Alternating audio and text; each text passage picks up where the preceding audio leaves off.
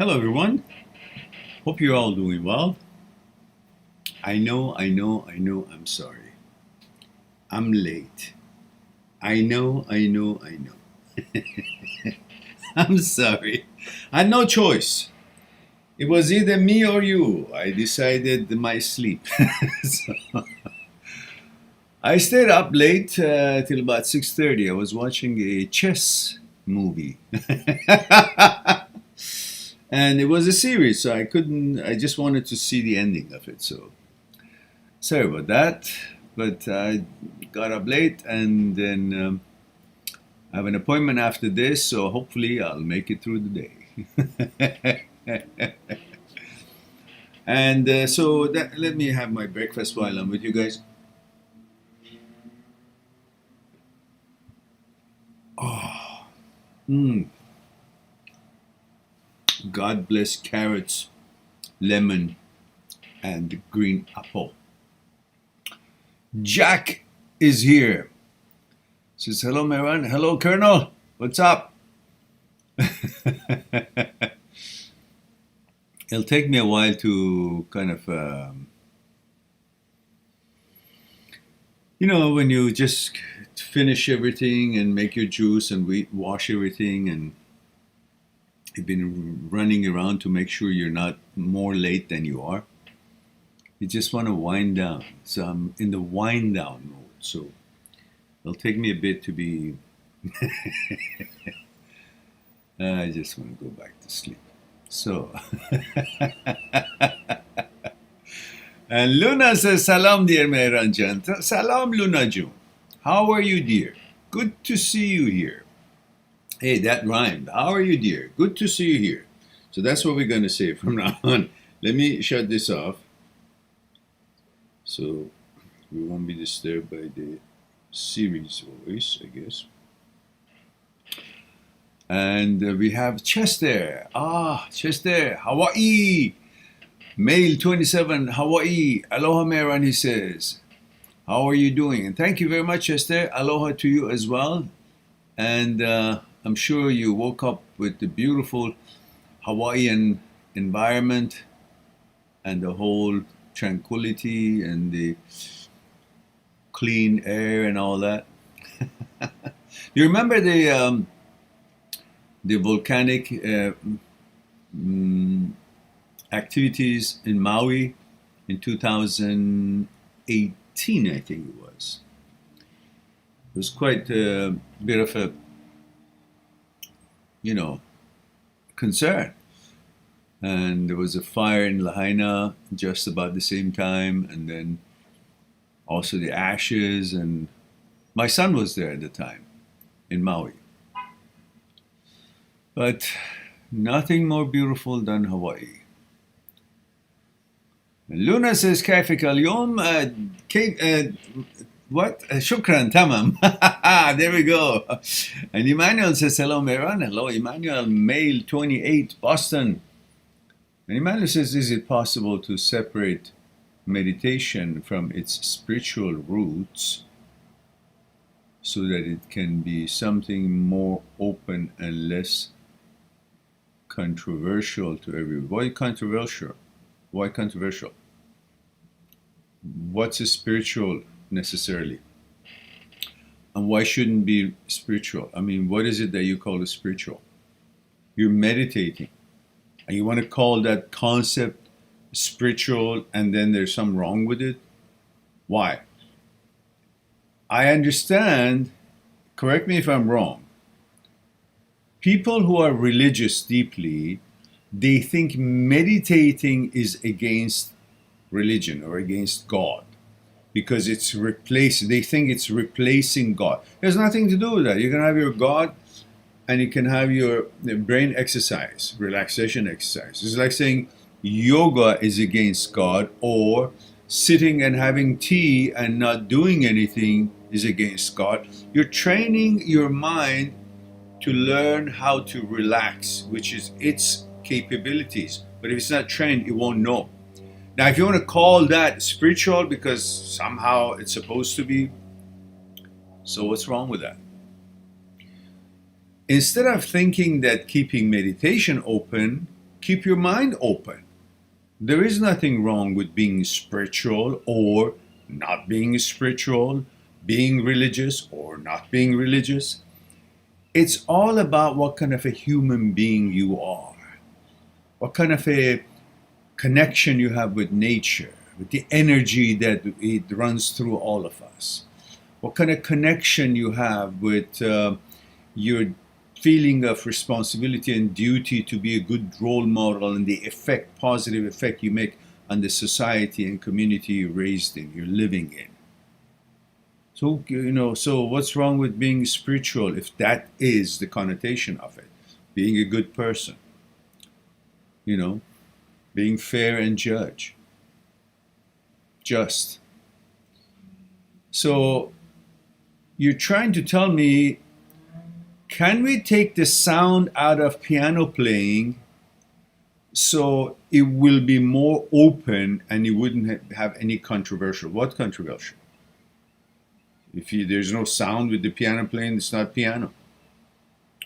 You're trying to get yourself in a different state of being. And if you want to call that elevation, understanding, awareness, a spiritual thing, we'll call it a spiritual. Whatever you want to call it, that's the state you're gearing to get into. Beyond this separation between energy of the universe and nature and you. That's why you meditate, to become one with it. And you're trying to say becoming one with what we are made out of, becoming one with the energy, putting the drop of the ocean back into the ocean is against God. That's your argument, if that is. Don't make that argument. They each have the same place, their own place. You believe in your God, that's fine. Perfect. Why not? And you want to exercise in certain sport to be good at it? What's wrong with that? Meditation is like learning a trade, learning a way to enhance your abilities to be a more balanced person. If that training and that knowledge means it's against God, well, God stands for all the good things and making you a better person and elevating yourself in awareness. So if this is helping it, why would it be against that? That's my discussion about that. So I don't know if I was on the right track with you or not, but there it is.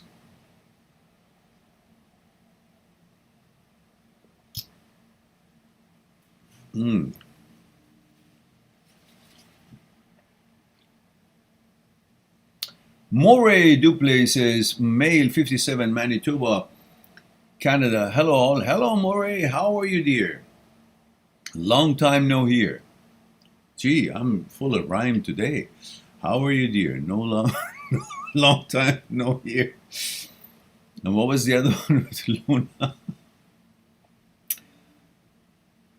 Emmanuel says, I want to meditate, but I don't want to weight of its oriental implication and allow my family and friends to think I'm a weirdo. Oh, come on. If you want to think about what other people think if you're a weirdo or not, then you're going to be having to ask them for everything you want to do so they won't think you're a weirdo. But then who's going to be thinking if they're a weirdo or not? Other people. Then everybody's supposed to wait for somebody to tell them that they're okay according to their taste and interest. That's not independent. That goes against the whole request that you have to make it more open. You're not open by listening to other people's opinion about you to decide who you are. That's pretty bad. And what's wrong with having a Oriental spiritual or philosophy? What's wrong with that? When the fact that you call it Oriental puts a limit on it. Not that trying to take the Oriental label out of it. Oriental, Asian, European, North American, it's all words. But in reality, whether they call it Oriental or not, it's that what it is. But the word scares you. That's what it does. Words separate us. But the actuality, we're all the same. But it's all called this round ball, Earth. But we called names each portion of it, and that represents certain kind of a culture and way of doing things, and therefore, it's like saying if I eat Chinese food, then I'm Chinese, and I don't like that, or I do like it. So if I eat entrecôte, then I'm French, and I don't like that, or I do like that. It's like saying if I read a Japanese book, then I'm Japanese. It's written by a Japanese person. I want to read that book, learn about it, but I want to take the connotation of who's written it because it's Japanese. It's not from, I don't know, United States or Spain or France. I want to take that out. So we got to keep our mind open rather than taking the word spiritual out of meditation, because that's what it is. Being spiritual is good.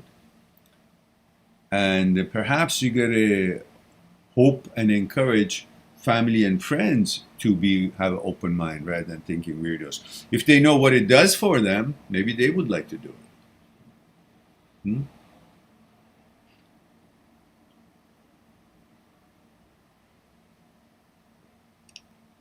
So think of it. You're focusing on the label and the image rather than what it actually is for and what it does. You know? It's like saying, I don't want to eat this food because it is cooked by an Iranian cook. It's so delicious, but I really want it, but it's cooked with an Iranian chef. So, is the food good? Yes. Nutritious? Yes.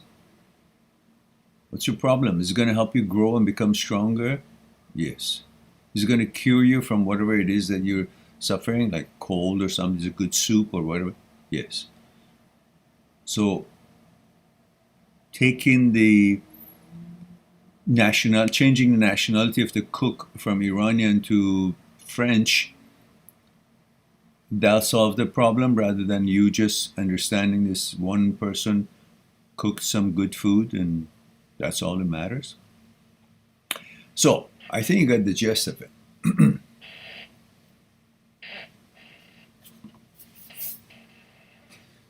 Okay.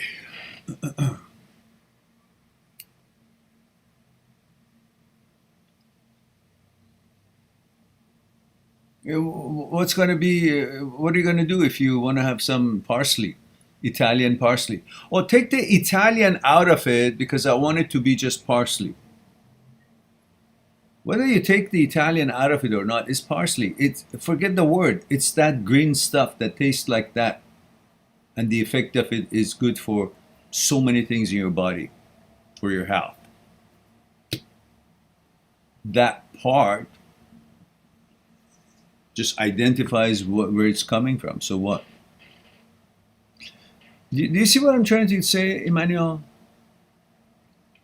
All right, I hope you do. And Luna says, how I've missed tuning in and learning about worthwhile pearls from you. I was almost sad thinking, oh no, maybe Mehran is not posting a live today. But I'm happier than happy now. Thank you very much, Luna, dear. No, I actually was late because I like nights and I do lots of work at night. And then when I was watching this series about chess, this young girl from childhood was in orphanage and learned how to play chess, by the janitor who played chess. And she became, champion of the world. But the whole story of life about when she was adopted and all that, it's the whole thing. And then it would inspire me. In the middle, I would stop and play some chess with some people around the world, and it was interesting. Actually, it was very good. I gained. I played better chess last night than usual. I was more alert about it. But anyhow, I wanted to see how it ended, and it was a series, so you know how it goes. And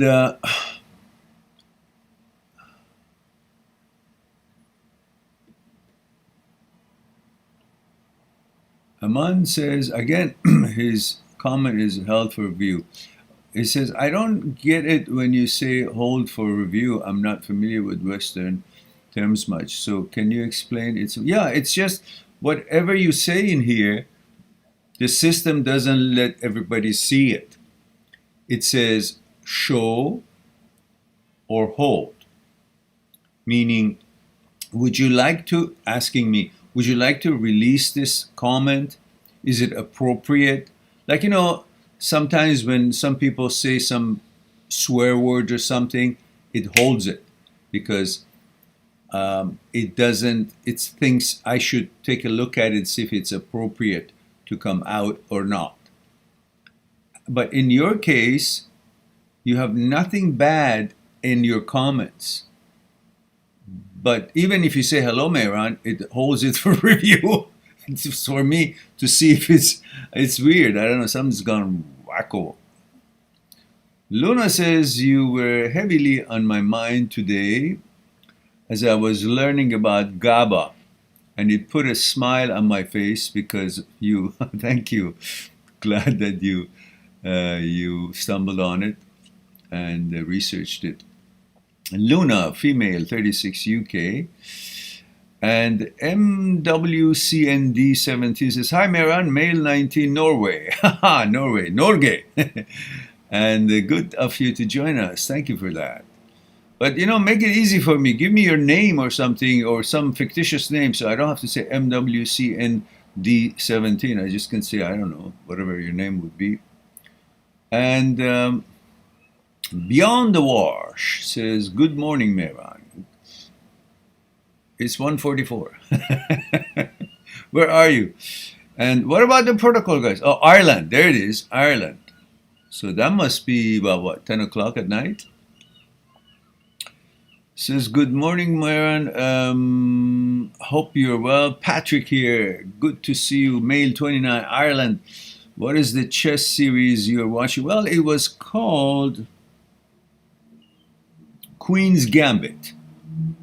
It was the story of this little girl learning chess in orphanage, and it was like her story or her elevation, and then eventually, going to different championships and so on and so forth. It was interesting. It wasn't. It was. I don't know if it was true or not, but it was a story, and it had its, sequence. So. It's on Netflix.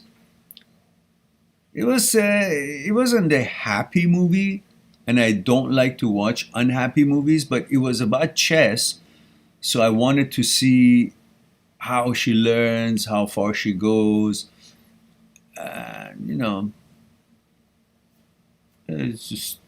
was, I guess, one of the productions, but the chess part of it was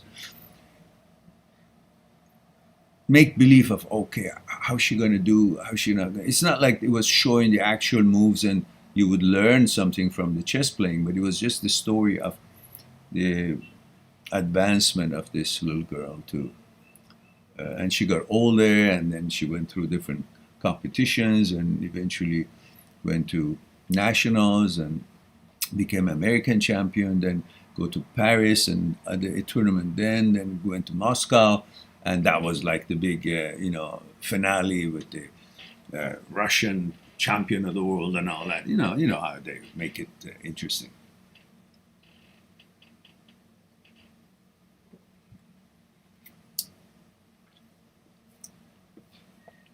And the turmoil she went through, all the stuff she got into, and then she got out of it, and all. So it was story.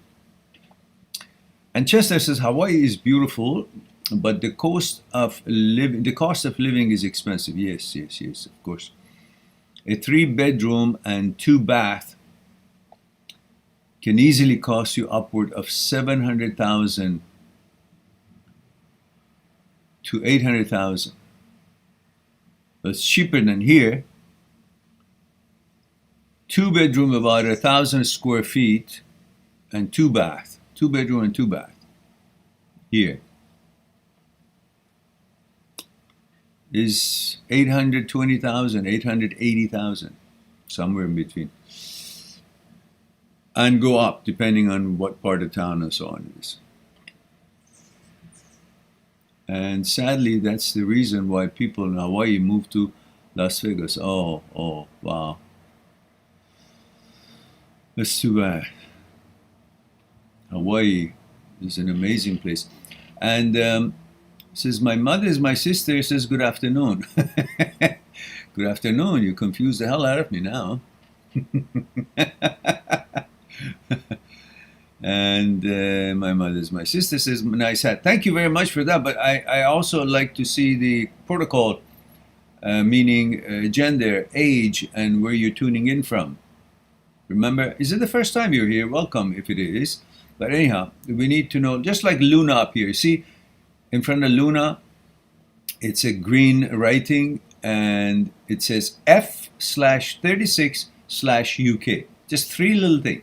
Female 36 UK, or male 22 Ireland, or whatever. And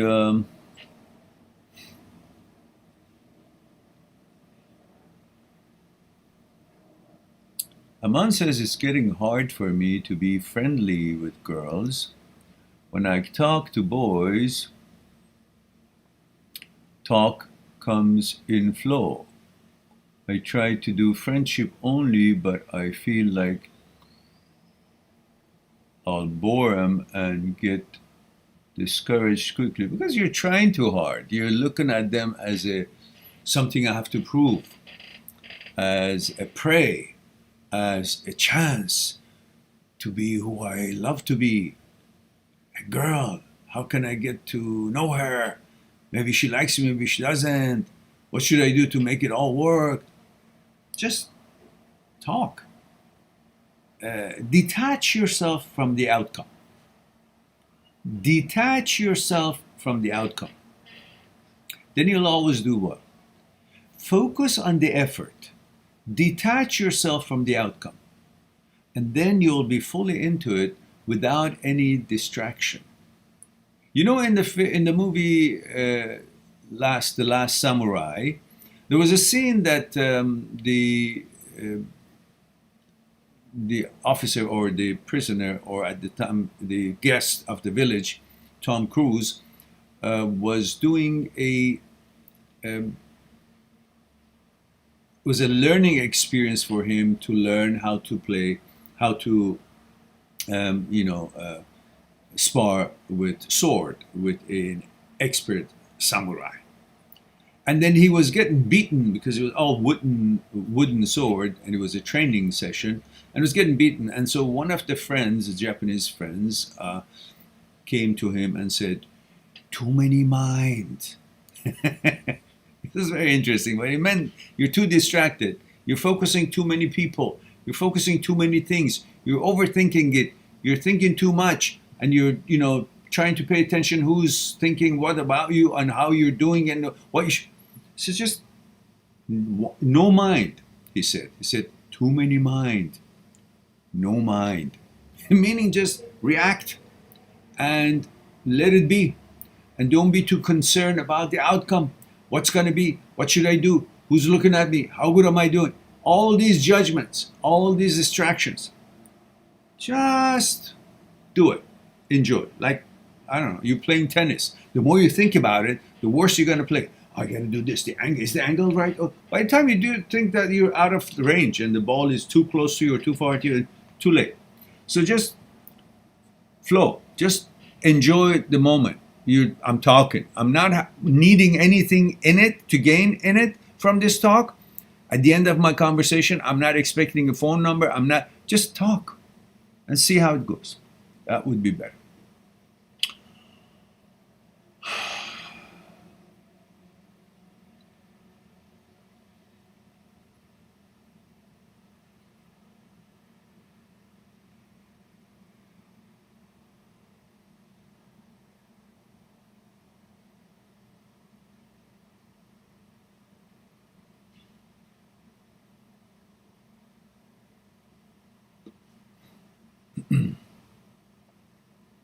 Yogi Sound says, male 32.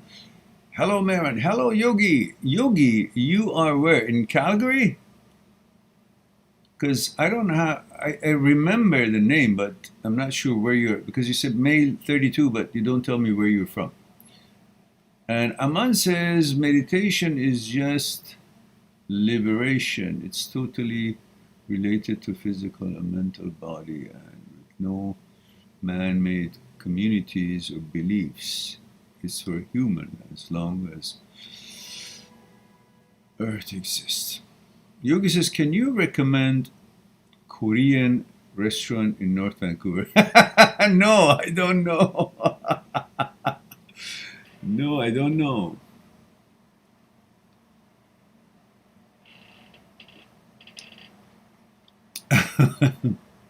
Good question. I have not gone to any Korean restaurant in North Vancouver. I had some Korean friends many years ago. They took me somewhere on, I think it was in Cambie Street, if I'm not mistaken. It was, one of those nice places where you pick up the food and bring it to the table, and they bring that hot bowl or thing that you cook it right on your table. In Japan, I had that called shabu shabu, shabu. And I guess different cultures in different countries have similar things. Chinese, Koreans, Japanese, French, they all have different, similar style, similar thing, but just a little bit different.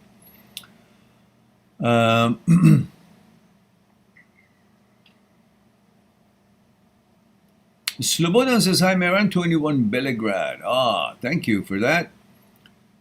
The guy next door says, Yogi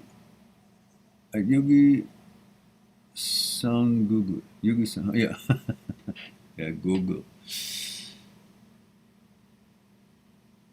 Emmanuel says, thanks for your well-elaborated answer, Mara. You're quite welcome, Emmanuel. So I guess I was on the right track. And Leah says, hi, Leah, 20, female, France. Bonjour, mademoiselle, ou bonsoir. Comment ça va aujourd'hui? Or ce soir.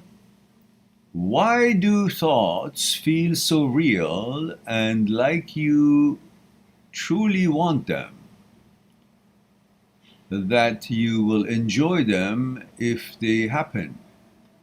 And how to know it is not true? Well, who is actually making you feel that you will enjoy them if they happen?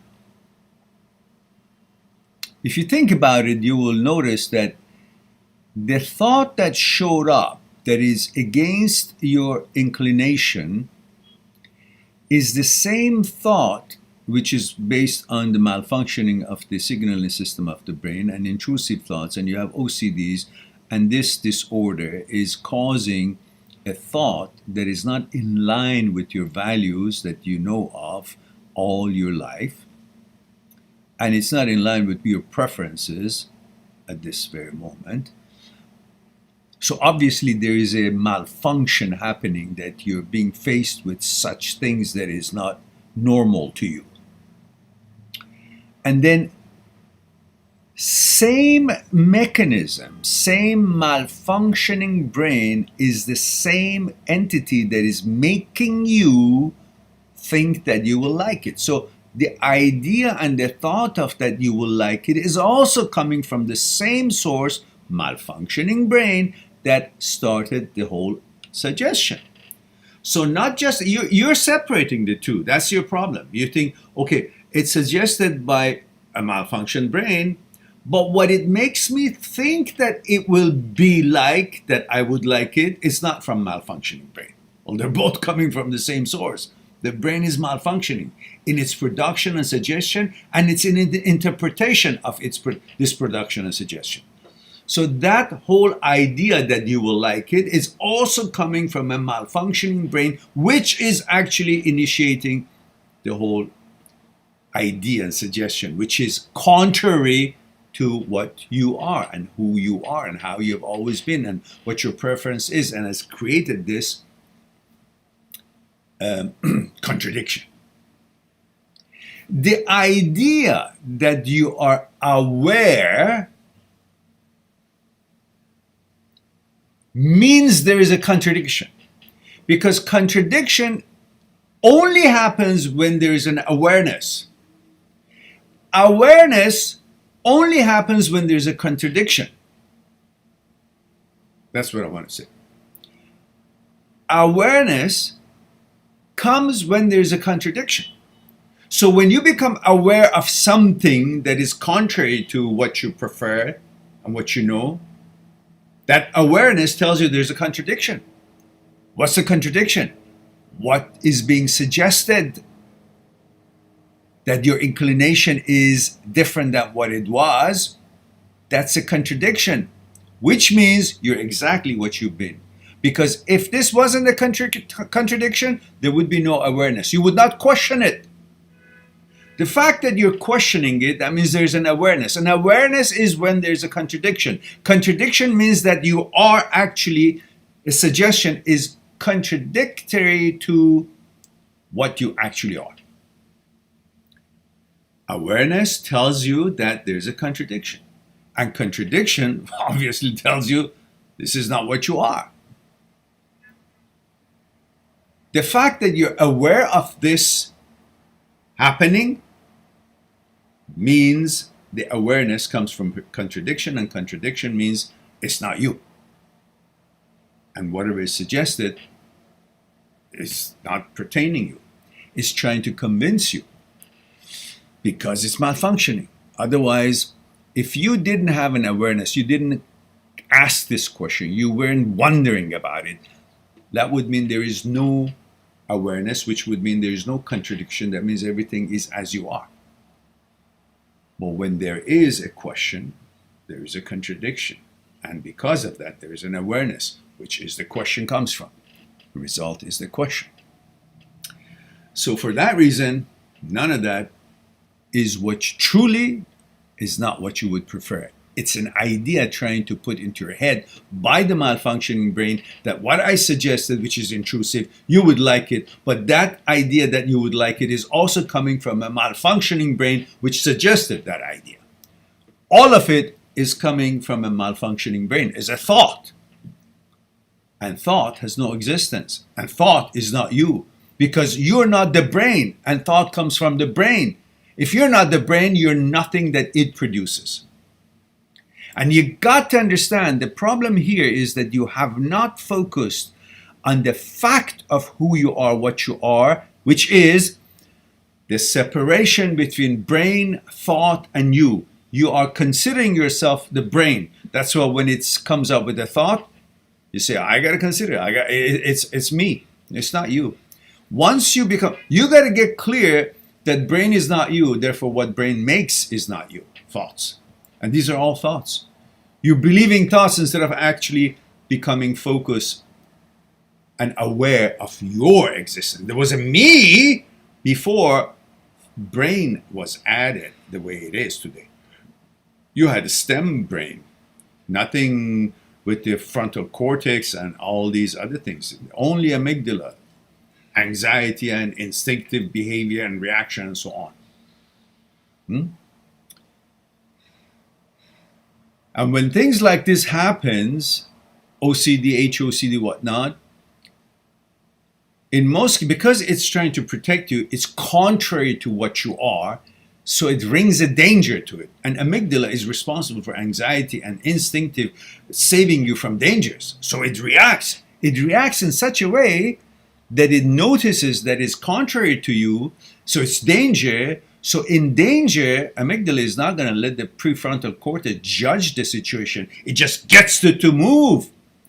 When a tiger or a wild animal or a car is about to hit you, a danger is happening, someone with a gun or some real bad situation, you instinctively react to save yourself. There is no involvement of the frontal cortex judging the situation.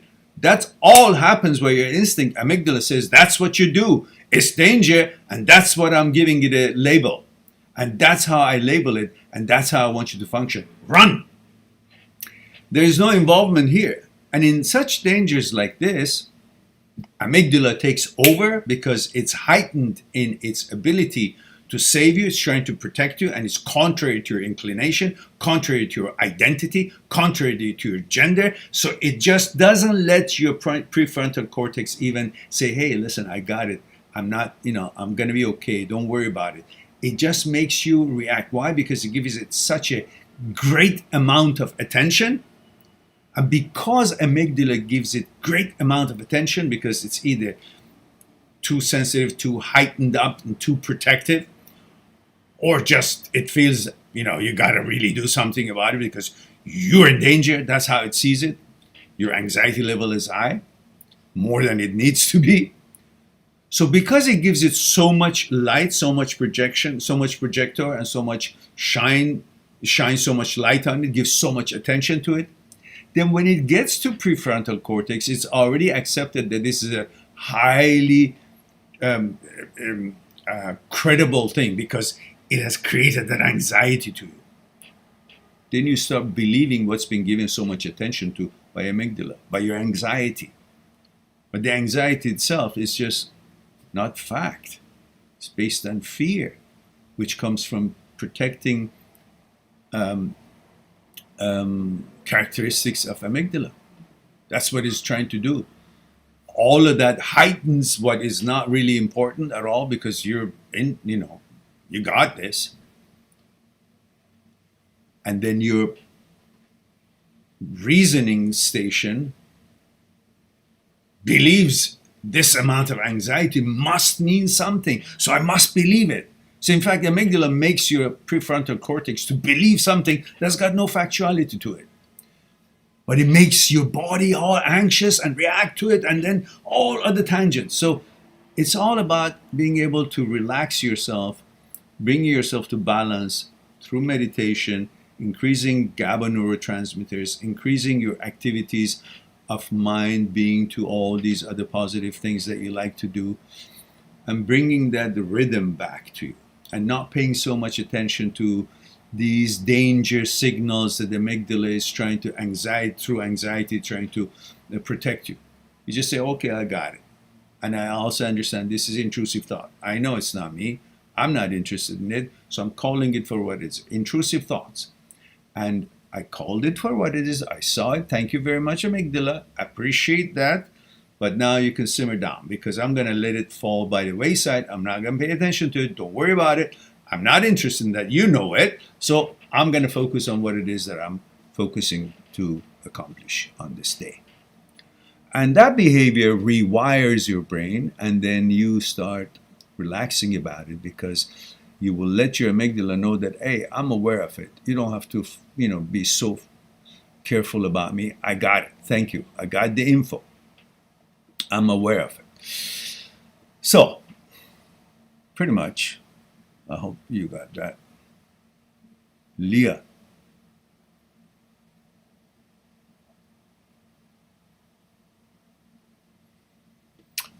Nito says from America. Really, Nito? America? Again? Can you condense it a little bit? Where in America? And Nito, how old? Nito, gender? Come on, what happened? Yesterday, we talked about it, didn't we? And Emmanuel says, yeah. Indilgani says, yeah, salam. Indilgani Yao says, salam Mehran, 24 London. Today is my birthday. Happy birthday, Indilgani. 24th birthday. May you have a wonderful year and years to come, full of health and happiness. I feel I'm getting older. Yes, of course. I celebrated with my girlfriend today. Wunderbar. I want to ask if you have any advice for stopping worrying over money, please. Just do your best. You can't keep worrying about every goddamn thing that goes on in our life. Otherwise, we'll just go crazy more than we are. You just have a plan. This is what I'm going to do. This is my work. This is my this and that. And live within your means so you don't have to worry about money running out. Have a budget. And then as your money increases, then you spend, increase your spending. But if you want everything, but your money is not enough to make everything happen, then budget it so you won't have to worry about getting all these and running out of money and going to debt, and then you worry about it more and more. When you want so much of something, then it makes you worry about it. But if you want just enough to be able to make things happen and you work toward getting more, that would be fine. There's nothing wrong with wanting to make lots of money. Just that don't let it consume you while you're trying to make money. Don't let it worry you. Just organize better, budget better, and you'll always find you have lots of money. Until you start making a lot more money, and then you spend more money. Luna says, can you elaborate about the role of GABA, oxytocin, and serotonin? Well, GABA neurotransmitter is responsible for, nowadays science can tell you what neurotransmitter does what. So GABA is helping with bringing level of anxiety down, depression down, helps you have more resilience towards that, be more balanced, and also helps you to manage the intrusive thoughts better. The more GABA you have. But the problem with GABA, it's not a problem, but you can't get it through food. Like even if you get all whatever has GABA in it, it doesn't work that way. So it has to be naturally produced, which through meditation, mindful exercises. Oxytocin is when you're with your friend and family or your loved ones or a romantic situation, that holding hands, hugging, or the look into each other's eyes, promise of intimacy, all of that creates oxytocin. Being with friends and being in friendly environment also creates oxytocin. Being with family and loved ones, oxytocin. Being with your dog or horse, oxytocin. And that brings that feeling of happiness, calmness, feeling of security, all that. And serotonin also brings about that balance.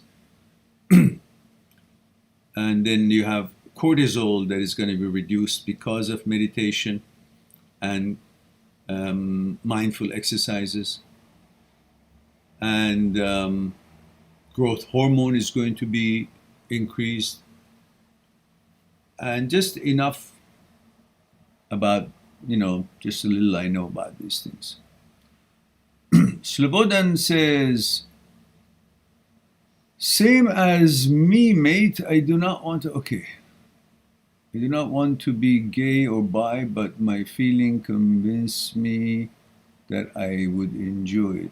I don't know what to do anymore. Just do what you always done, and don't pay attention to these. These are suggestions by intrusive thought. That's it. That's all it is. You don't have to pay attention to it anymore, because brain is so powerful that when a thought shows up, it can make the body react to it. But that reaction is between the brain and the body, not because of the topic or your interest in something that your body is reacting to it, the suggestion. And the suggestion of it is not your reaction. The body reaction to the suggestion is not about reacting to the actual suggestion as it's been suggested. The suggestion has a connotation and association in the mind, that brain runs with it and finds all kinds of associations with a suggestion. And that association could be sex. So your body is responding to the concept of sex, not that particular suggestion about sex with that particular same gender or whatever that intrusive thought suggested. You got to be aware of it. Otherwise you will misinterpret, and you shouldn't interpret. You just say, okay, look, whatever it is, I'm not interested because that's my preference. And remember that you are not governing your life by suggestion and thoughts, whether by suggestion and thoughts of others or suggestion and thoughts of your own brain. You're not defined by suggestion and thoughts, intrusive thoughts or otherwise, or opinions of other people. You're defined by your vetoes and choices. That's what defines you. The decisions you make, the judgments that you make, that's what defines you. So don't worry Don't be afraid of all these intrusive thoughts. They can show up because they are brain's production. Again, I urge you to watch my new video that is coming any day as soon as my dear designer Olga completes her selection on the thumbnails. I will upload the videos and you will see that the whole key is to understanding what defines you. You're not defined by thoughts or suggestions or ideas, whether coming from outside or from your own brain. You're defined by your vetoes and choices, and that has a very scientific reason. And I will show it in that video. You will see that you're beyond the brain. That's the whole video is all about. When you understand this, then you will separate yourself from the brain and its productions, thoughts. Then you'll begin to enjoy a free life of freedom, freedom of thoughts, freedom from brain. Then you become who you are and who've always been. But this brain, when it malfunctions, it tries to bamboozle you. You won't be fooled anymore. And these things have been proven since the Aristotle time, 1,000 years ago. But now the modern science have proven it. And you will see why you are not the brain. The brain is not you. Dr. Schwartz already proven that in his Brain Lock and You're Not the Brain book.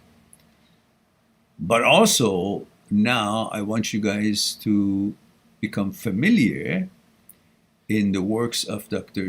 Roger Sperry, a neurosurgeon, and Dr. Wilder Penfield, neurosurgeon, and experiments of Dr. Benjamin Libet. These are brilliant scientists which have won Nobel Prizes, and their work has been meticulous, impeccable, showing you that you're not material to believe suggestion thoughts that are made by brain, which is all material process. And you will be convinced that the brain cannot reach where you can reach, and therefore brain is not you, you're not the brain. So anyhow, you gotta wait. I'm sorry about that, but I don't want to release it until proper thumbnails is, we got to make the channel look good. So, having said that, let's go to Luna says, I'm doing an art therapy course and would love to hear your definition on each of the above. Thank you, Maran. Oh, well, perhaps we can spend more time on it next time. And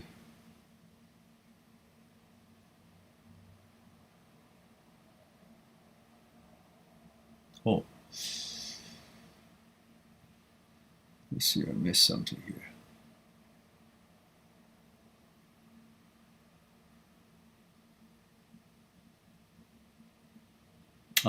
So sorry, I mean cortisol instead of serotonin.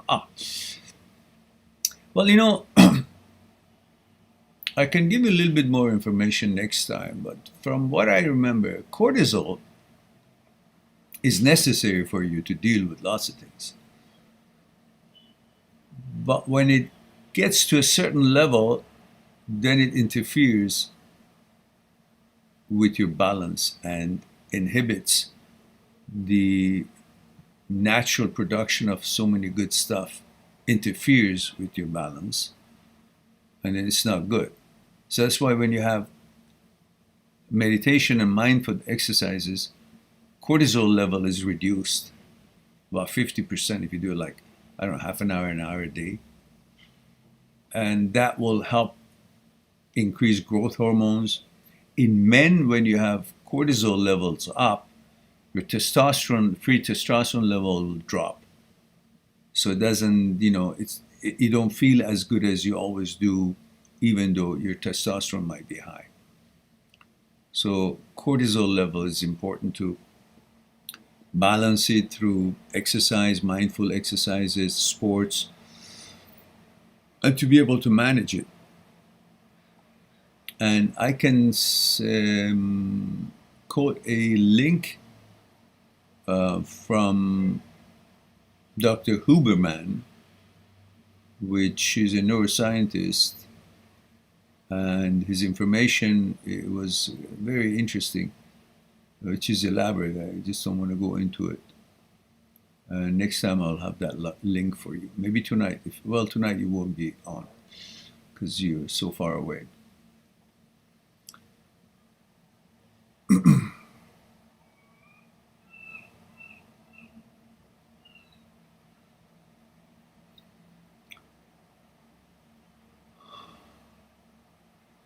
Lucas Kerwin says, hey, asking from Australia. Hey, Lucas, your age, gender, where are you tuning in from? Before I get to your question.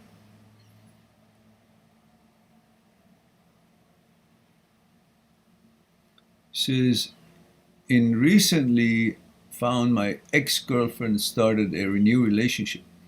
We broke up in February 2020, and she made it official with her new partner in October 2020. Okay? So what do you care? It's an ex. If it was going to work, you would still be together. If it's not working, then what do you care what she's doing? For the last 2 years, he says, she never met my needs of intimacy, dates, and romance.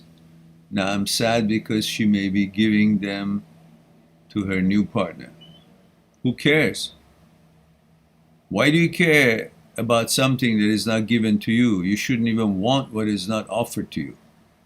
Why should you beg for something that is not being offered to you? Have some class. Have some respect for yourself. You know, I remember when I was a kid, my mother never took us somewhere where we were not invited. Like if their friends would call for a get-together, a party or gathering, and she wouldn't take us if we were not invited by name. That was teaching us something, that if you're not welcome somewhere, if you're not invited somewhere, you wouldn't want to go there. If you're not offered something, you wouldn't want it. That's a respect for a personal, individual respect. So if the friends call and say, you know, bring the children, she still wouldn't bring us because we weren't invited by name. Meaning we're not dogs. You want us there, we're little bit people, we're kids, but we're human beings. You invite us. I want to invite you to come to our home. I don't care how old you are, how old we are. That's a respect. It's not necessarily to teach them anything. It was to teach us that we have to have respect for ourselves. We go only where we are invited, where we are welcomed. And that has to do with the self-esteem rather than wanting to be invited, wanting to be part of something that we were not offered. If you're not offered, I don't want it. Not interested. Not begging for it. So that's how you should treat yourself. If it's not offered to you, you have no use for it. There is no value to what's not for you.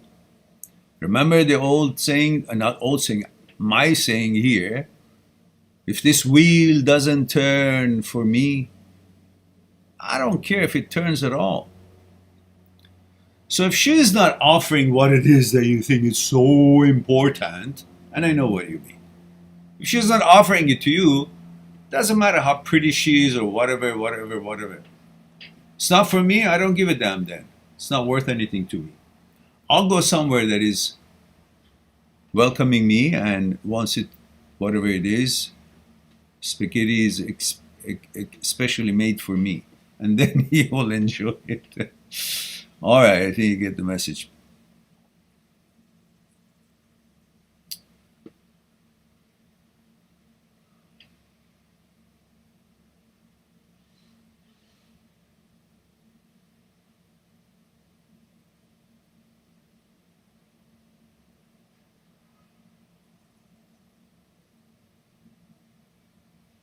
Yeah, I tried so hard to return a sense of normalcy to the relationship, and I felt like she never wanted to try. So what? It's it takes two to tango. If she doesn't want to dance, you don't want to ask her to dance. You asked her once, would you like to dance? No. Okay, thank you. Next. Would you like to dance? Yes, of course. Here, let's go. That's it.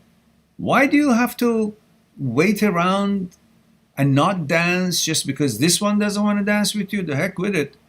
The music is there, you're there, other girls are there, go dance with them. Why does it have to be limited, your life limited to what she does offer or wants to do, what not to do? So you're not treating yourself well, but you're treating her well. Why? Because you want something, right?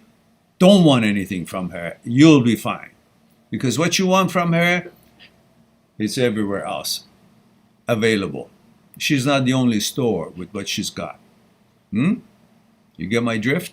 So have some respect for yourself, and don't feel that it is up to her to make your life good if she wants to be with you and try for the relationship.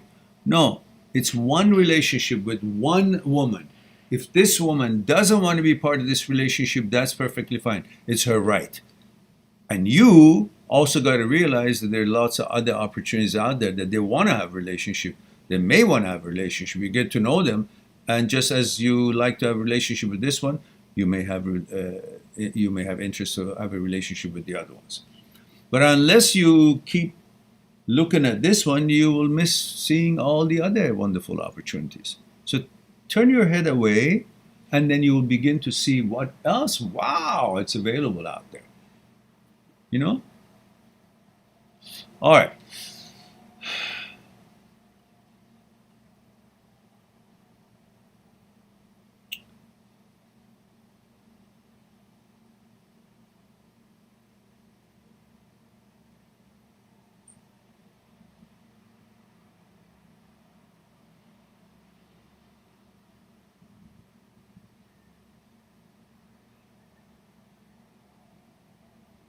And everywhere you see, says, hello, Maran. Hello, everywhere you see. Remind me of age, gender, where you're tuning in from.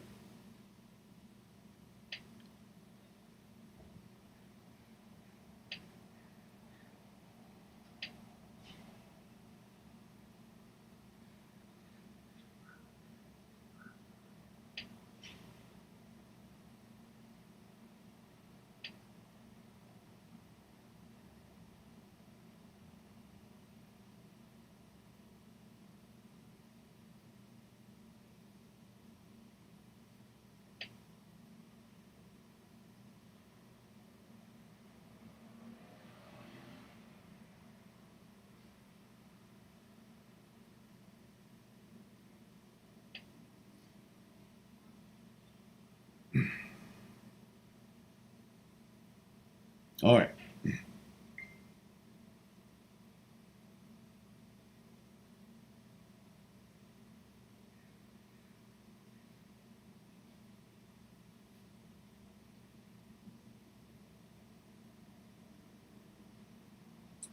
Okay.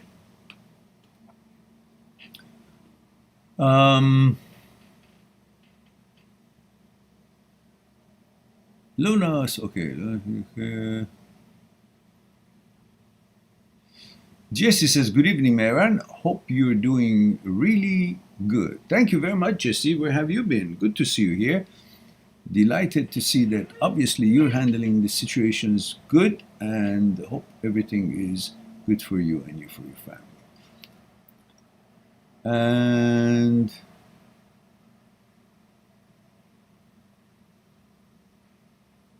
great 1213 you keep asking the same question, but you don't tell us anything about where you're tuning in from, what your gender is, how old you are.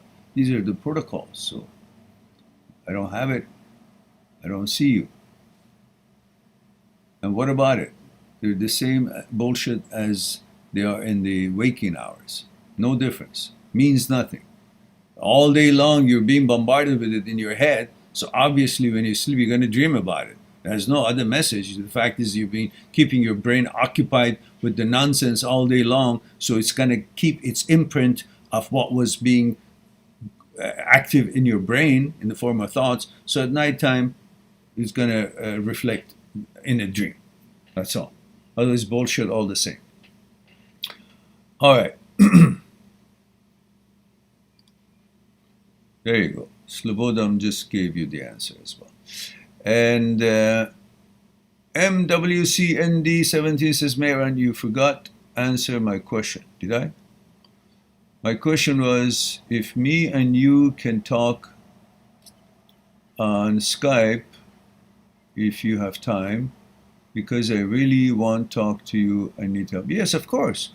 You can go to my site, mindthatseekstruth.com. Click on the icon Skype that is turning on the top right corner of the page, or click on Talk to Mehran via Skype. Just talk to Mehran. And then you can choose a time or day. And if it's not exactly what you're looking for, just choose any time or day, it doesn't matter. And then once the Skype address is exchanged, when your email comes for registration and I see it, I'll send you a message on Skype, and then we'll coordinate it on time and day that works for both of us, fine tune it, and then we'll have a one-on-one Skype conversation.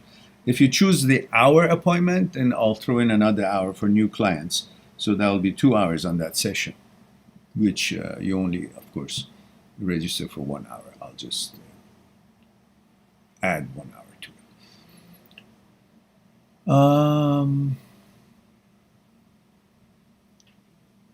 Where were you? What's your time difference?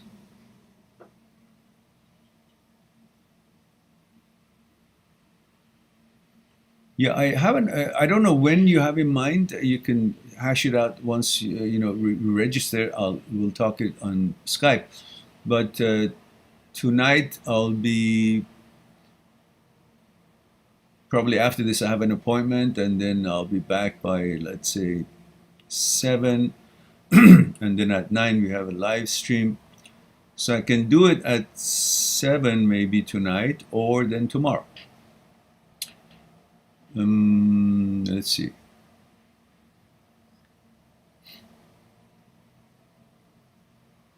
John, male, 30, USA, California. Thank you for that.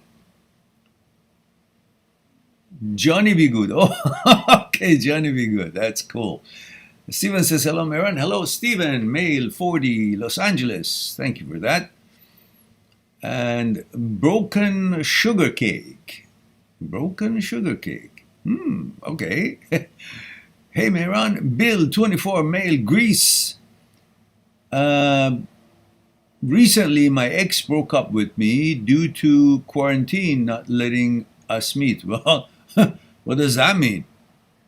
So if she breaks up with you, then she's going to have a chance to meet a new person? If she can't meet you, she can't meet anybody.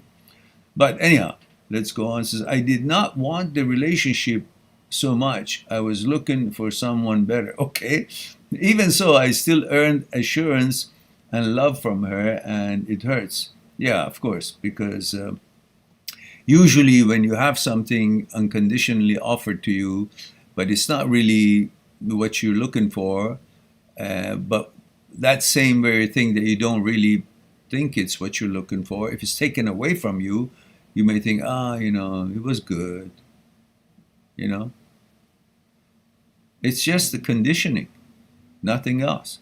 It doesn't change the fact that the criteria and the qualifications, that standards that you were expecting was not met. That's a different angle to this.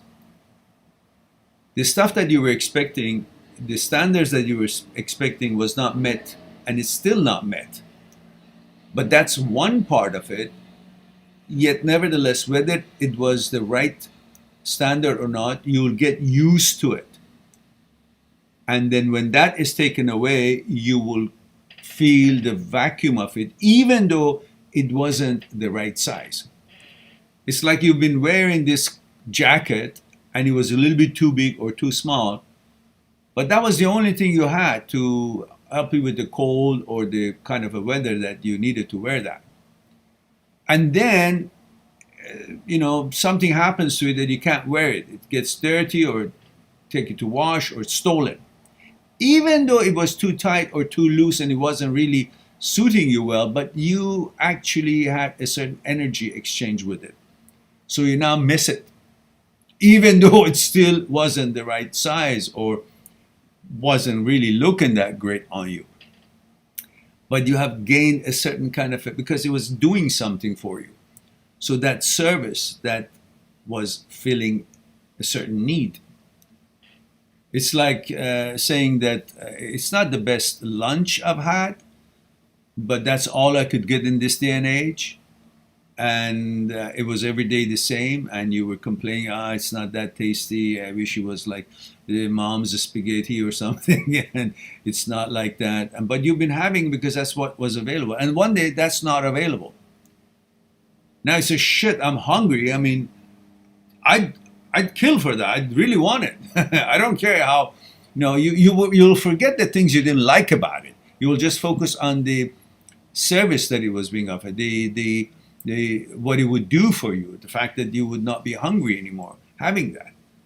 And that's what is happening with you, even though the girl still misses all these criterias that you were hoping for, but you had created an exchange in energy, and there was certain kind of a place that it was being filled that created a certain place in your life and had created a certain order, whether you liked it as exactly as you wanted it to be or not, but it had became part of your mechanical process of your life, the stuff that you were exchanging and interacting in your daily life. And that had become part of your order, created an order for you.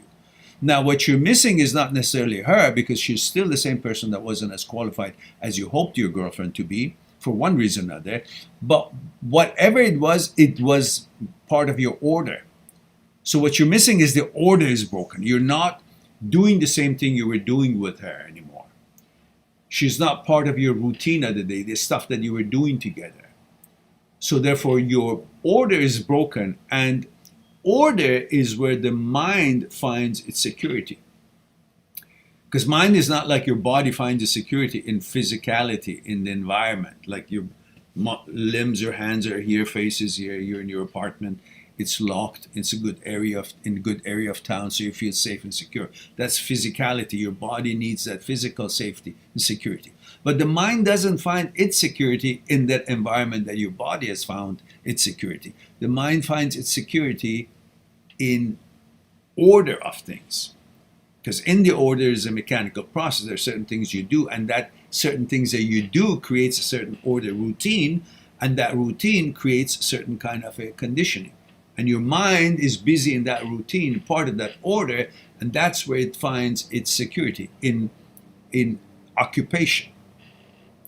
And now that occupation, that order is taken away because she's not in your life, and that's what makes you feel, I'm missing the order, but you don't understand it's the order, you think it's her, because she was part of that order. And then you want to find that security, and it's not in the reality of your life, but it's in your memory. So you go into your memory, you find that how things were with her, and you find security. And when you're in there trying to find security for your mind through memory of how things used to be, she's in the memory.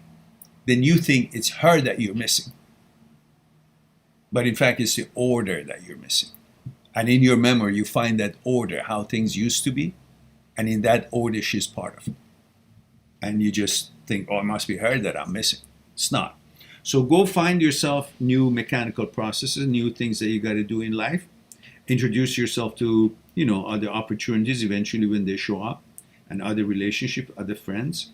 And then your order will change through the new things that you begin to do, new mechanical processes, creates a new order. Your mind gets into that order of doing things, new order. And the new order will stop you from going into the memory and looking for an order to find security, which in that order you find her. So no longer you're in the memory to find order, you will actually find the order in the actuality of life as you used to, and then she's not in the actuality of life in the new order, and you'll be just fine. So I hope that makes sense to you.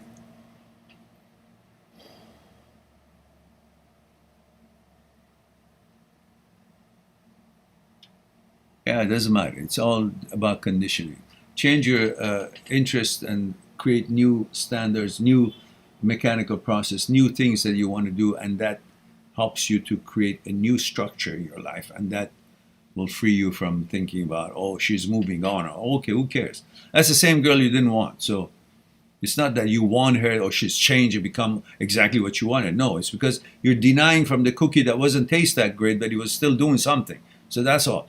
Taken away something, you feel, oh, I'm a bad person. It's been taken away from me. So in order to feel good about myself, I got to have that what I didn't want, because that stuff made that they accept me, and I want to be accepted. All that psychological things plays into it, but otherwise, you're fine.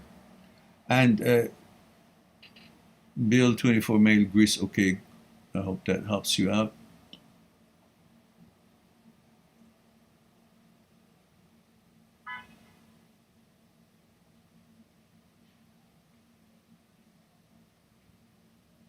Quite welcome, Lunaja. Johnny B. Good says, how to get the ex off your mind. Get your mind out of the ex, that's all. She's not on your mind. You're going in there into your memory. So just focus on the reality of life. Focus on the actuality of life. Focus at the present moment. Focus on the efforts you make in your life to do and create things. And when you're busy with that, your mind is not focused on her, because everything you focus seems to be reality. Life is an illusion. The illusion you focus on is the reality. But it seems the reality, yeah? Look at all these garbage thoughts that comes to your minds. If you focus on them, you think, oh, they might be real. What do I do now with it? But if you don't focus on something else, they don't even exist. You know, simple. And that's what you got to do. Just, all right. Lucas says, yes, thank you, Marano, right? Lucas is 21, male, Brisbane. Okay, now I got it.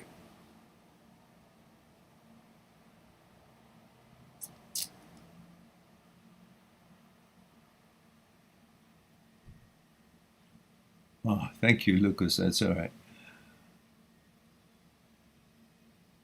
Yeah, good, Lucas. Yeah, keep looking forward. That's what life is all about. You can't look back and not to crash into something. You want to go forward, you got to look forward.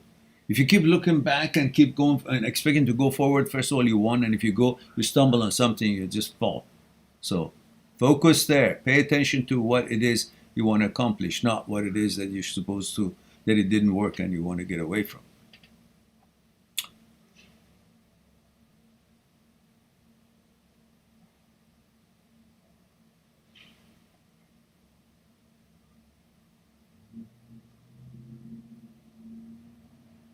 And Stephen says,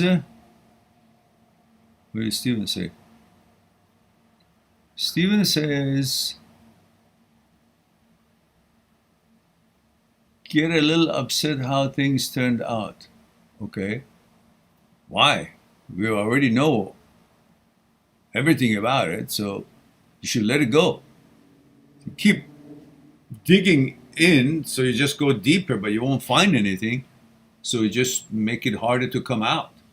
So stop digging, don't give a shit, and I'll be okay. It says, woke up feeling good today. I've been studying all morning, but sometimes get caught up in thinking how I had an idea of what I wanted that relationship to be, oh, well, yeah, but listen, it's like saying I wanted to ride a bike, but the bike that the rental place has is the broken bike. And you say, you know, I had an idea for a bike. Yeah, okay, but the bike is broken, so fuck it. Another day, somewhere else, another store. You may find the right bike. Not this one. You can't keep looking at this bike and say, oh, why is it broken? Well, it's broken. It's not good enough. So value your plans and don't expect or accept something that is not good enough to bring that. You can see it wasn't good enough. So what good is it to have something that is not going to bring you the result you're expecting? You go on with this bike on that road, you're going to fall over the part. You'll never finish the round, and you will be in danger because the wheels are nowhere, brake is not working. So why would you want to take this bike? Just because I have an idea. I want to do it to the Tour de France with this shitty bike. Why? Why don't you get a good bike? Wait until next time when there's a tournament and you have trained and you've got a good bike, and then take that bike. But you look at this bike and say, oh, I should have gone on Tour de France. Yeah, go break your head. So you can see with this girl, the way it looks, she's not qualified. It's going to turn your life into something that you didn't want and you can't count on. It's not reliable. It's not bringing you that psychological security and that plans that you have. It's not going to happen. So why you still want to have her in that plan? She's not qualified. It's like you're saying, okay, I'm making a movie and I'm having auditions today, and these actors and actresses come in and they're awful.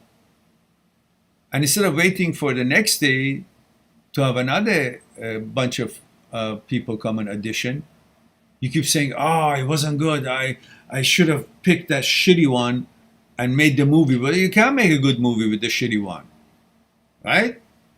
So you better just wait until the right person shows up to take the role. So this person wasn't qualified, and you saw it. But you don't want to believe in your own assessment of the thing. That's your problem. You don't believe yourself. Otherwise, every single thing shows you that was a wrong fit for that role, and you're lucky that you didn't give her the contract. Whatever reason. She didn't want it, you didn't want it, she wasn't right for that role. And great. You lucked out. Don't waste your time and money. Yeah. So I know I'll find someone else, but just no. Let's move on. Move on. Don't waste your time. Have some respect for yourself. Slobodan says, yes, sure, I will talk to you, Mehran. Hope my shit English is not a problem. No, it's not. We'll need a translate maybe. Well, we're doing fine here. Whatever was missing in the understanding, you can type it, and then it compensates for the missing part. And Dabuno says, thank you for helping me recover. You're quite welcome. And let me know your age, gender, and where you're tuning in from. I appreciate that. Johnny B. Good says, I was in love with the ex and thought she was perfect. But we tried 4 times and it didn't work. It's been years and I feel I still love her. You don't. You miss what she was doing for you and the whole idea of the relationship and the image you had created of you having a girlfriend and being in a relationship. That's what you like. Not the person who was in it. Because if it was the right combination, it would still be together. Why don't you just believe the nature? And it's been years and I feel I still love her, but she has moved on and I know it won't work. Yeah, there we go. Just let it go. Stop this nonsense. And it says, how can I stop being heartbroken? What heartbroken? There's nothing wrong with you or your heart. It's not broken. You think that you're supposed to be sad because something you wanted and you planned on, it didn't work the way as you planned it. So tradition and the conditioning is that I have to be now sad and suffer, that I did not get what I was hoping to get. Who put that rule? Think about it. The food in front of you, you were just about to bite it or took a few bites, and then the news comes. Sir, this just in. Okay, what is it? That's very urgent, sir. Okay, look at it. The food you're eating is poisonous. Do not eat it. Now, that's the fact. But you're saying, but I'm heartbroken. My food was my food. Can't you fucking focus on the actual situation? It is poisonous. But you're focusing on, it's my food. I want to chew. I want to eat something. But it's poisonous. The news just came in. You saw it. Fresh from the Kleenex box. So you're focusing on the wrong thing. Instead of focusing on the actual ingredients of the relationship, you're focusing on the idea of the relationship that you like. The idea of eating food is right. But eating this food that is now said that is poisonous is not right. Can you see that you got to focus on the right part of the whole thing? See it for what it is, then you'll be fine with it.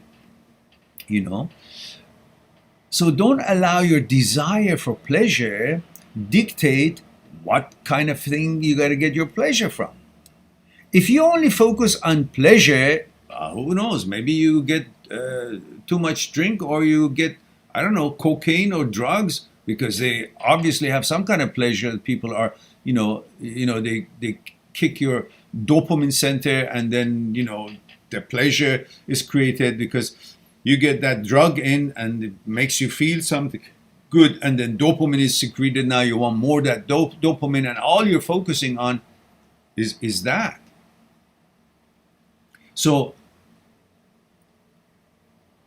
what you should be focusing is not that I want to eat. What am I eating? So the pleasure that you're seeking should be from good sources. If you just thinking about pleasure, well, you're going to do all kind of crazy things to get pleasure, which is not safe or not healthy. So it's not about focusing on getting pleasure, it's focusing about where do you get the pleasure from? What is the source of that pleasure? What activity is it that brings that pleasure? Is that activity that leads to pleasure that it makes you feel good, but is the activity safe? Is the source, is the cause of the pleasure is going to end up being safe and beneficial to you? Or as soon as the pleasure is gone, you notice that you've already actually fucked up your system because you got the pleasure from somebody. I don't know, maybe somebody feels good. Let's go far-fetched. But I don't know, sticking a sword into his belly, feels good. But once the sword is out, you're gone. So was that the right source of pleasure? I don't think so. Somebody maybe gets some pleasure from cocaine, but after it's done, the brain cells are fried. Is that good? No. So it's not the pleasure you should focus on. You should also focus on what is it that is making me feel good? What about that? That should also be good, and then I will enjoy what it makes me feel, how it makes me feel good. So not everything that makes you feel good is good for you. So same thing here. There's a broken heart. Why? Broken heart, okay, I endured the broken heart so I could save my heart from dying, meaning having a disastrous life with this person or something that it just wasn't working. Why should I put myself through it? Why does it have to be pushed to work? Why? Why does it have to work with something that doesn't work? If it wasn't working with her, why should I expect it to work? Well, I had the chance. We had the chance. It didn't work. Now I got to let it go. Reasonability. Go to something else. Look, this tire for this bicycle, it doesn't fit. But let me shove it in. Well, it won't work. No, but this is tire, this is bicycle. Got it. It won't work. Go find the right tire for it. And it'll work. But no, I'm brokenhearted. This tire didn't work on this. Yeah, because it wasn't the right size, right material, right design, right weight, everything. Why does it have to work if it's not working, if it's not suitable, if it's not fitting, if it's not the right everything about it? Why do you expect it to work? It shouldn't, and it's not. So that's your cue. Go on something else. These are processes where you can use in order to choose the right size and the right product and the right situation for your life. These are signs to help you to choose right. But you want to make the wrong choice to work for you, and you're going to kill yourself to make the wrong size to fit you. What are you going to do when you're going to buy a suit and it's not the right size? No, please, I want to pull it up. Well, you're going to tear it apart. No, it has to work. Why? Because I like it. Well, it's not the right size. Don't like it because it's not going to work. You're going to look silly in it. See, these are what you got to, deal with. Okay, this relationship, you wanted it to work. You tried it. It didn't work. That's your signal. Let it go. Go somewhere else. Because she's not the only woman out there. No, I want it to work. Why? It doesn't have to. And you won't die. Huh? Just go another one. Someone else. Okay, I exhausted that, I guess. All right. I've got another 20 minutes and then I got to go. I don't think I will make all the questions today.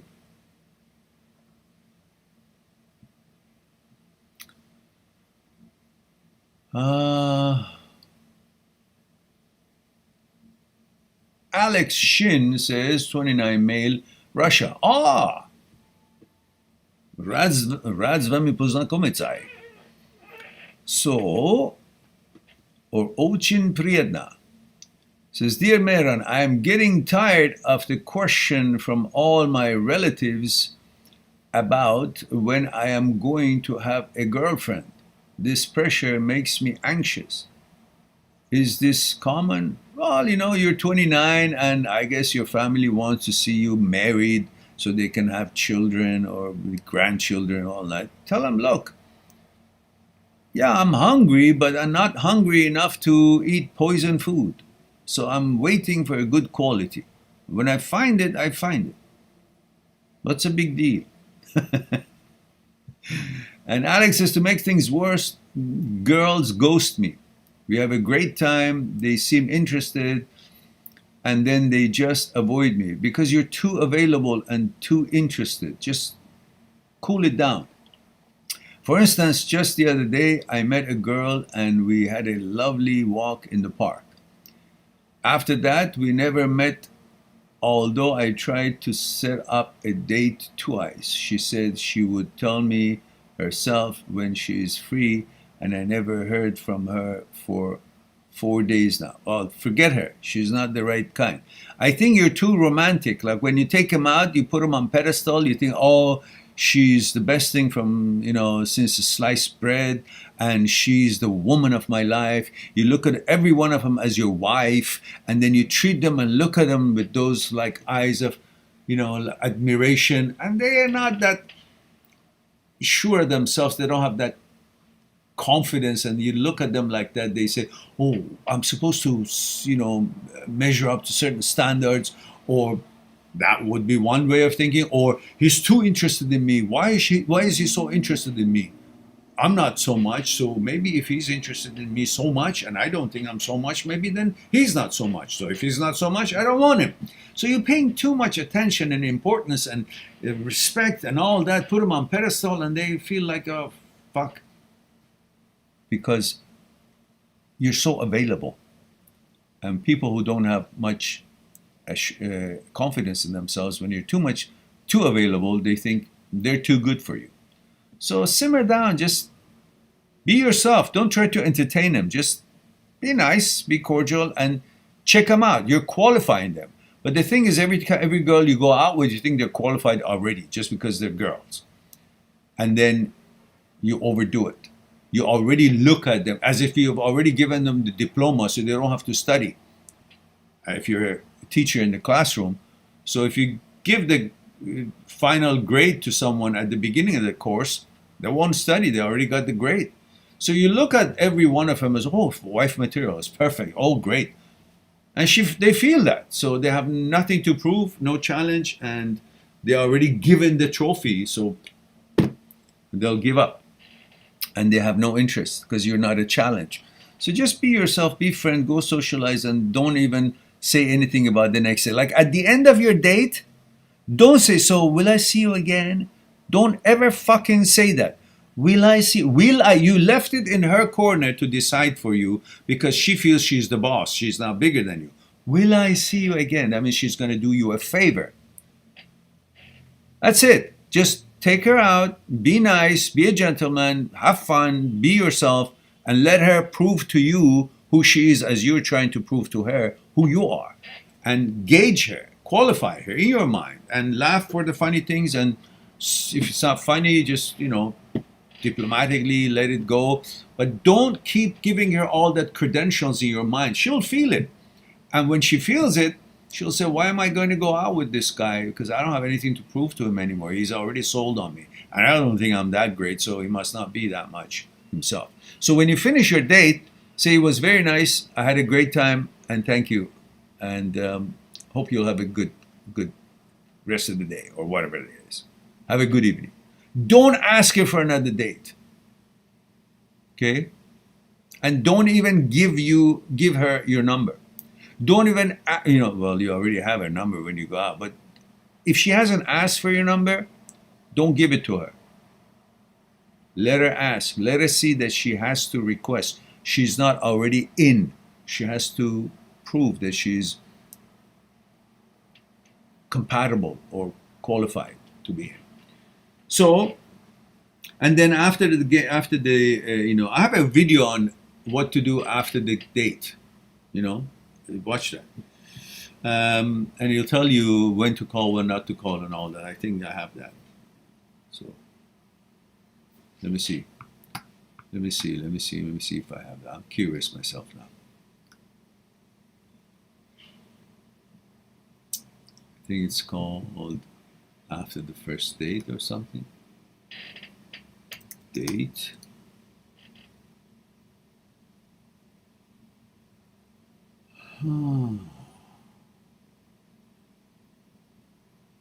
Okay.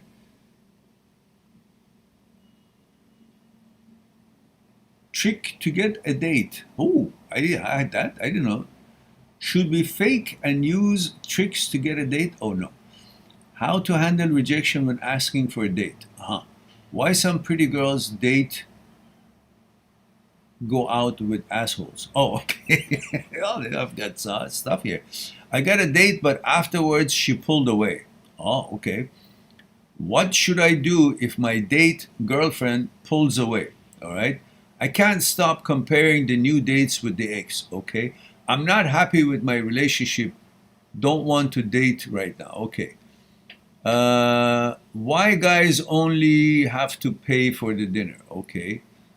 She canceled the date at the last moment when I was already at the cafe. Okay. After the first date, there it is. That's the one. What to do before you date again? All right. And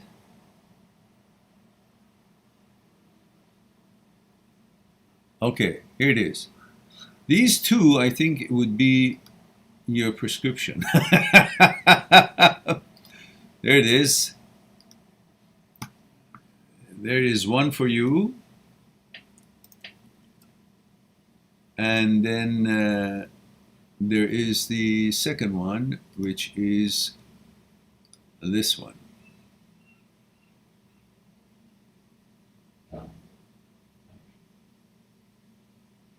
What to do before the next date, before dating again. There we go.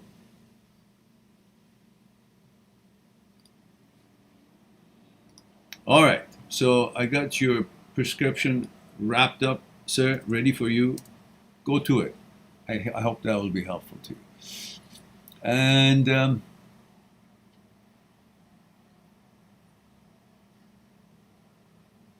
Alex, I hope you got that. Broken Sugar Case says, thanks for the insight, Meron. It really helped. Okay, good. Kemsh Redaman says, greetings, Meron.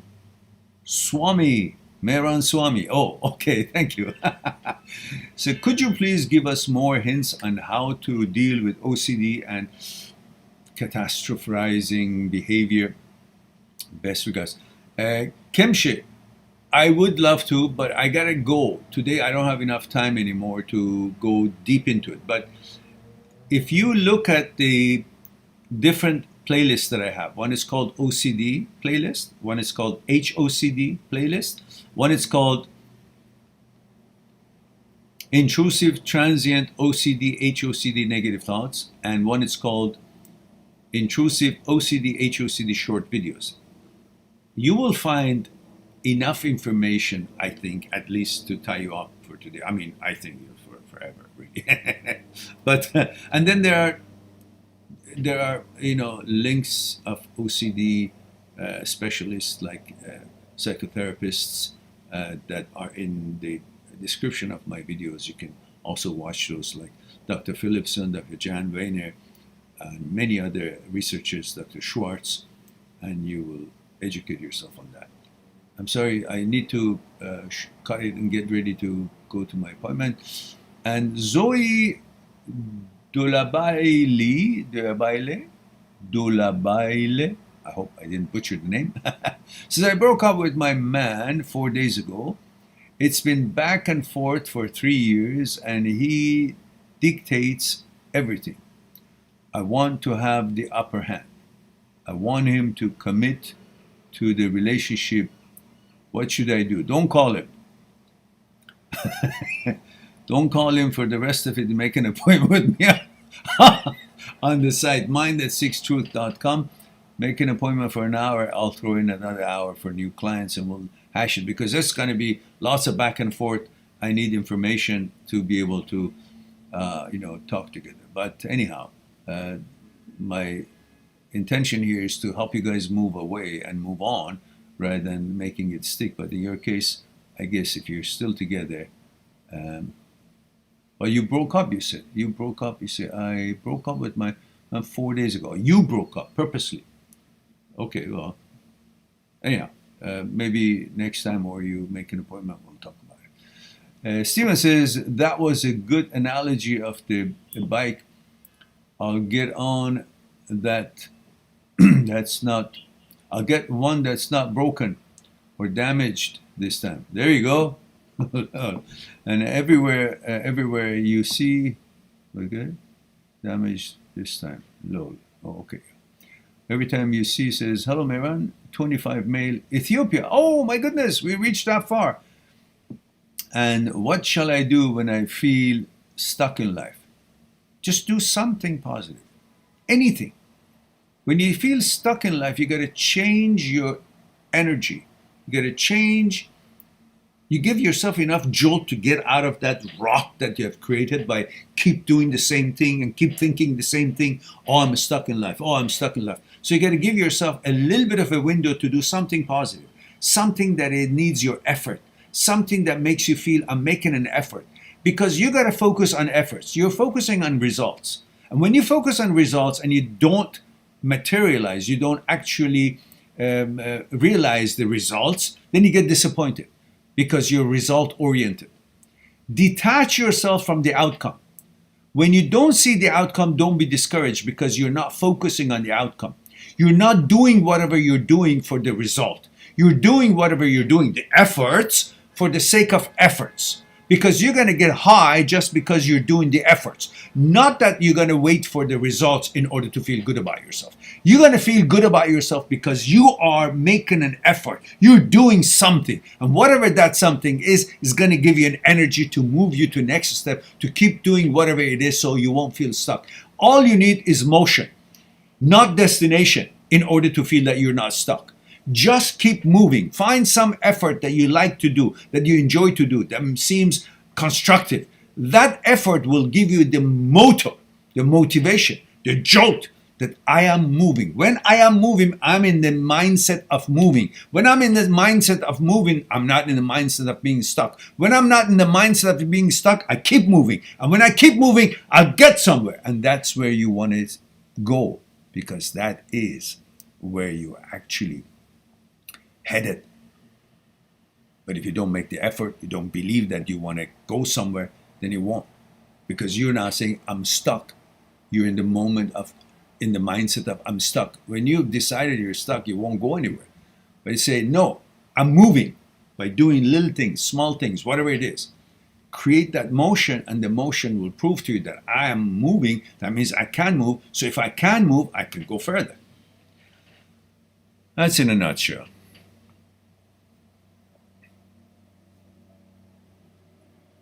Johnny Vigo says, thank you, Mehran. You are the best. Thank you very much, Johnny. And Heath Campbell says, I really want to get the photos of my ex and our adventure together off my phone, but to delete them for good seems extreme, as this was 3 years of my life and had a lots of special moments. Put them on USB and then delete it from your phone, and keep that USB somewhere. And it's not in your phone, it's not within easy reach, accessible. It's not that easily accessible, and you'll be fine. And whenever you want to look at it, you look at it, but then you unplug it from your computer and put it there again. So for a while, until you forget about it, then you don't give it down.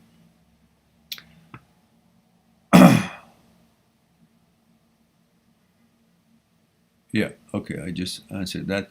And Alex says, thank you, Mehran. They ask for my number after I approach them, and I do not ask for another date at the end of the date.